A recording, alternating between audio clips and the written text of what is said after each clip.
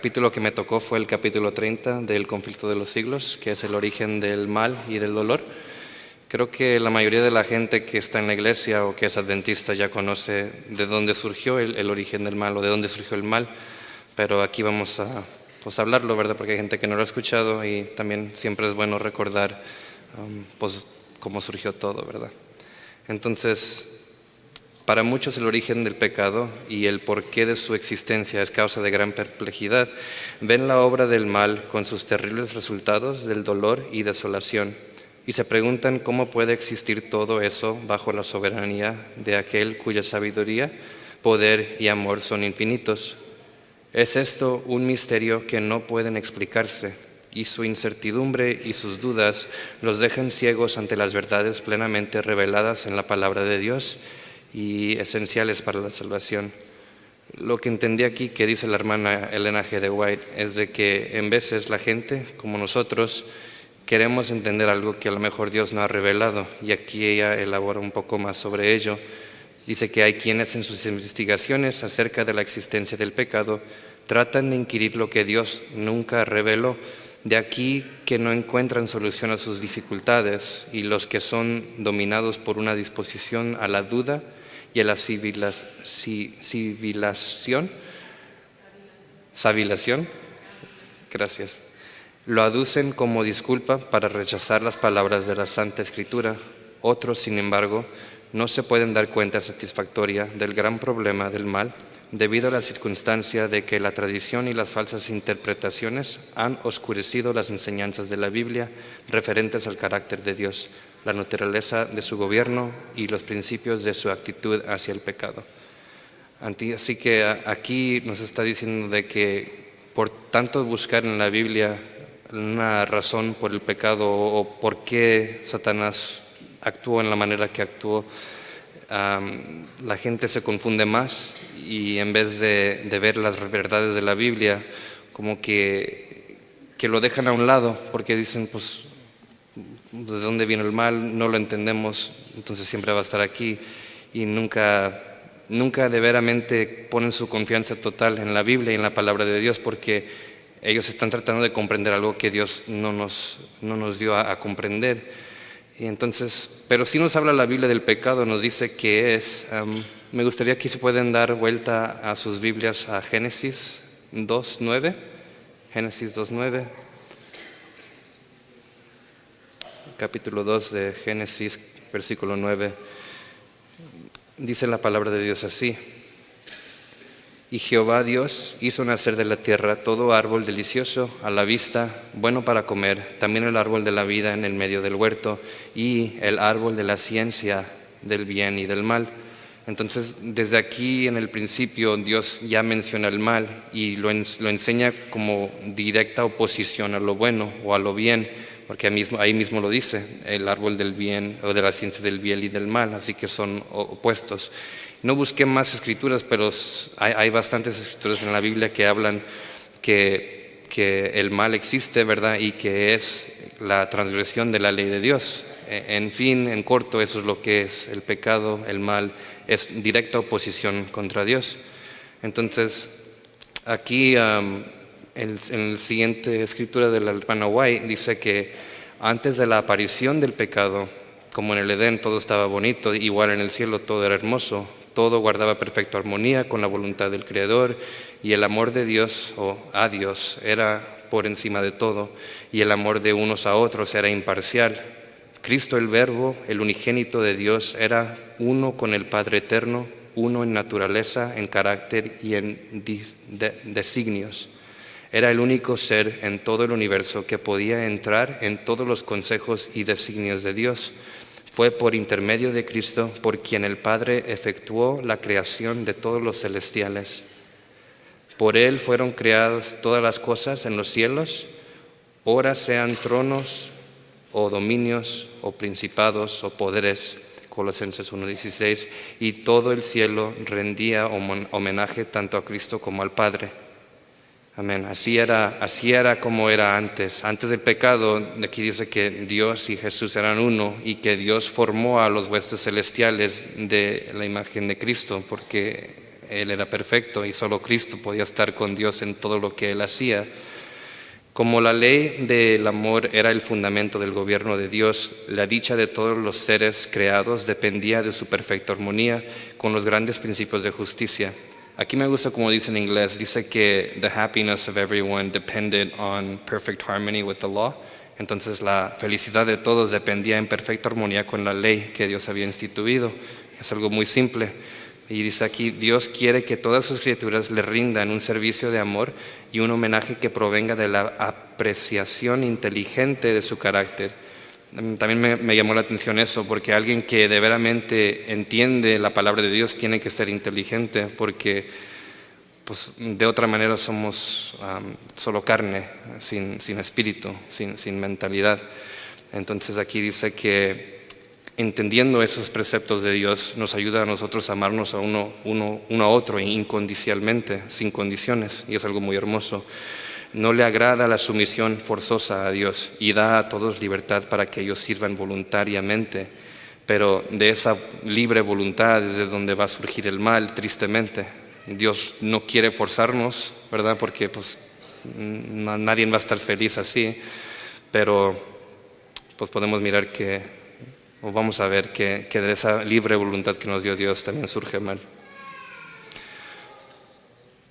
Aquí en la Gálatas 5:13 dice que porque vosotros, hermanos, a libertad fuisteis llamados, solamente que no uséis la libertad como ocasión para la carne, sino servíos por amor los unos a los otros, como estamos hablando.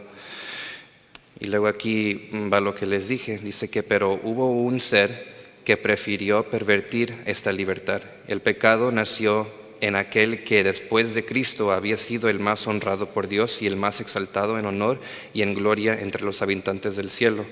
Antes de su caída, Lucifer era el primero de los querubines que cubrían el propiciatorio santo y sin mácula. ¿Así se dice? Así dice Jehová el Señor: tú eres el sello de perfección, lleno de sabiduría y consumado en hermosura. En el Edén, jardín de Dios, estabas. De toda piedra preciosa era tu vestidura. Eras el querubín ungido que cubrías con tus alas. Yo te constituí para esto. En el santo monte de Dios estabas. En medio de las piedras de fuego te paseabas. Perfecto eras en tus caminos desde el día en que fuiste creado hasta que la iniquidad fue hallada en ti. Tristemente estamos hablando aquí sobre Lucifer y lo que Dios estaba hablando referente a él y cómo fue él cambiando, porque era un ser perfecto, era casi al nivel, aquí estaba Dios y Jesús y seguía Lucifer, era el querubín que los cubría, y es difícil de comprenderlo, no podemos comprender cómo surgió ese sentimiento de que él querer ser más que Dios, pero eso es lo que pasa tristemente. Dice que el orgullo de su propia gloria, de Lucifer, le hizo desear la supremacía. Lucifer no apreció como don de su creador los altos honores que Dios le había conferido y no sintió gratitud alguna de esos dones que Dios le había dado. Cristo tomaba parte en todos los consejos de Dios, como habíamos leído antes, y dice que pues, Lucifer no era permitido entrar en esos lugares divinos. Y este ángel poderoso se preguntaba por qué había de tener Cristo la supremacía y recibir más honra que él mismo. Aquí tengo otro verso bíblico, se encuentra en Isaías 14:13. Dice: tú que decías en tu corazón, subiré al cielo en lo alto, junto a las estrellas de Dios, levantaré mi trono y en el monte del testimonio me sentaré a los lados del norte. Este era Lucifer hablando, diciendo que él iba a subir a ser más grande que Dios, o al mismo nivel que Dios, que igual es queriendo ser más grande que Dios, rendir homenaje a sí mismo en vez de rendírselo a él. Entonces Lucifer, vamos a ver que va a abandonar el lugar que ocupaba en la presencia inmediatamente del Padre. Lucifer salió a difundir el espíritu de descontento con los otros ángeles. Aquí es muy triste porque ahora no nomás es esta persona con ese sentimiento, este espíritu de descontento, ahora lo va a ir a regar con la otra gente que lo rodeaba o con los otros huestes celestiales que lo rodeaban. Y Bueno, eso a mí me da a entender qué tanto poder tiene Satanás, ¿verdad? Porque estos huestes eran perfectos.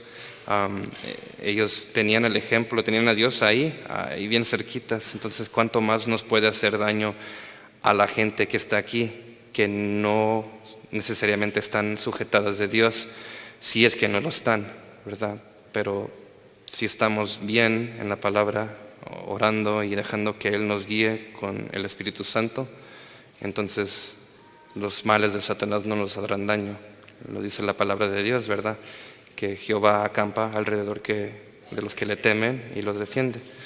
Y Satanás no podrá hacernos daños, pero aquí podemos mirar que Él susurraba en los oídos de los otros huestes celestiales, y tristemente ellos van a empezar a hacerle caso. Una gran mayoría, casi un tercio es lo que dice la Biblia, ¿verdad? Así que obrando con sus misteriosos sigilo, y encubriendo durante algún tiempo sus verdades finas bajo una apariencia de respeto hacia Dios, se esforzó en despertar el descontento respecto a las leyes que gobernaban a los seres divinos, insinuando que ellas imponían restricciones innecesarias. Insistía en que, siendo dotados de una naturaleza santa, los ángeles debían obedecer los dictados de su propia voluntad. Así que aquí les está haciendo casi llegar a un extremo en la voluntad que Dios les ha dado. Les está diciendo, Dios nos ha dado voluntad libre porque tenemos que seguir leyes.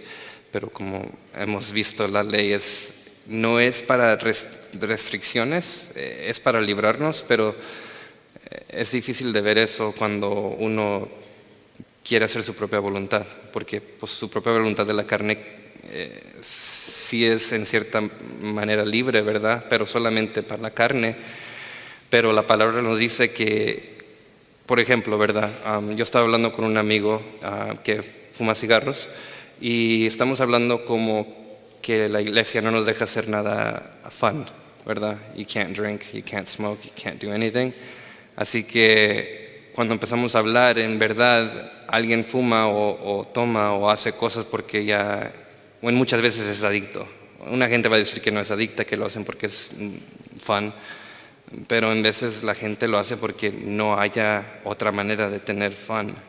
Esa es su única manera de diversión, y en sí es como un curse, es algo que te está deteniendo ahí. Solamente puedes ser feliz ahí, así que no eres libre. Y la gente del mundo o la gente que no está en la iglesia no puede ver eso. Y es triste, pero aquí dice que Satanás procuró ganarse la simpatía de las otras huestes celestiales, haciéndoles creer que Dios había obrado injustamente con él, concediendo a Cristo honor supremo. Dio a entender que al aspirar a mayor poder y honor, no trataba de exaltarse a sí mismo, sino de asegurar libertad para todos los habitantes del cielo, a fin de que pudiesen así alcanzar a un nivel superior de existencia. Así que, ¿cómo lo hace, verdad? ¿Cómo hace mirar que lo que quiere hacer es para el bien de todos, cuando en realidad Él quiere el homenaje y el poder para Él? Aquí dice que en su gran misericordia Dios soportó por largo tiempo a Lucifer. Este no fue expulsado inmediatamente de su elevado puesto cuando se dejó arrastrar por primera vez por el espíritu de descontento, ni tampoco cuando empezó a presentar sus falsos acertos a los ángeles leales. Fue retenido aún por mucho tiempo en el cielo. Varias y repetidas veces se le ofreció el perdón con tal de que se arrepintiese y se sometiese. Para convencerle de su error, se hicieron esfuerzos de que solo el amor y la sabiduría infinitos eran capaces. Hasta entonces no se había conocido el espíritu de descontento en el cielo.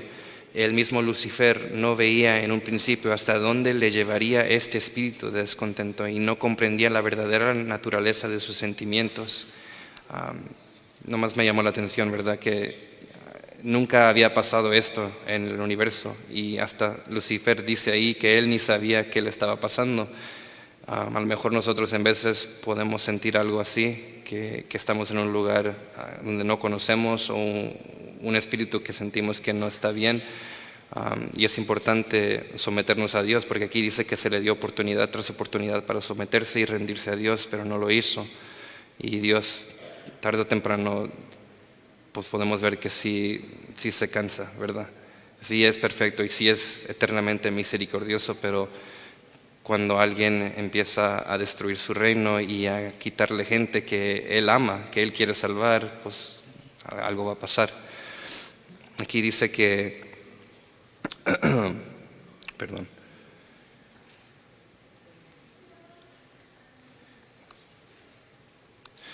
Pero cuando se demostró que su descontento no tenía motivo, Lucifer se convenció de que no tenía razón, que lo que Dios pedía era justo y que debía reconocerlo ante todo el cielo.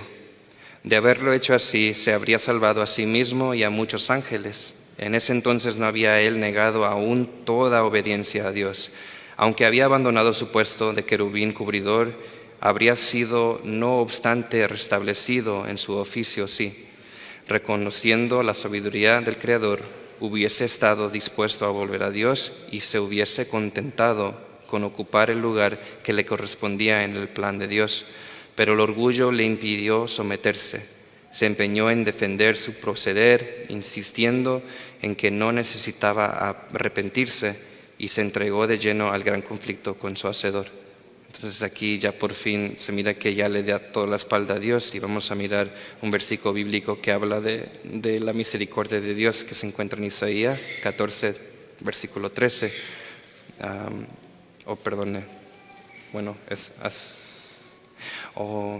¿Sabe qué? Le puse el equivocado slide aquí.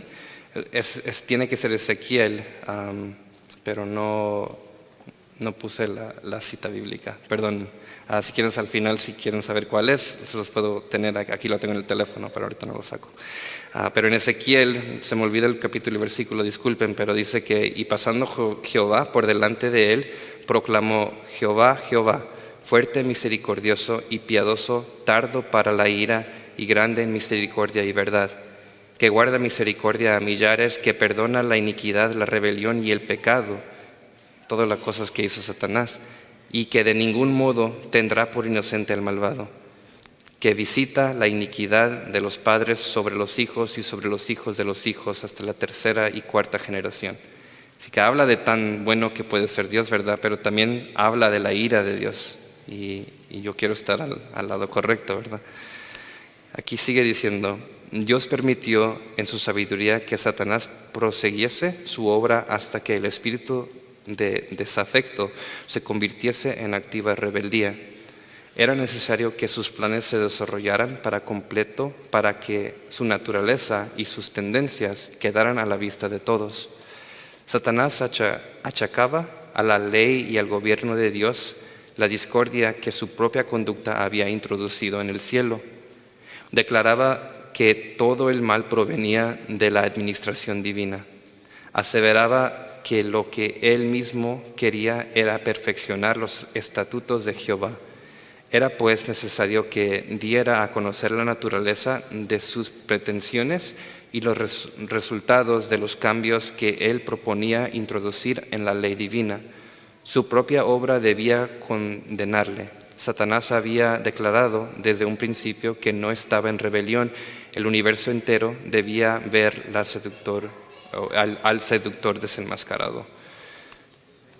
De común acuerdo, Satanás y su hueste culparon a Cristo de su rebelión, declarando que si no hubiesen sido censurados, no se habrían rebelado.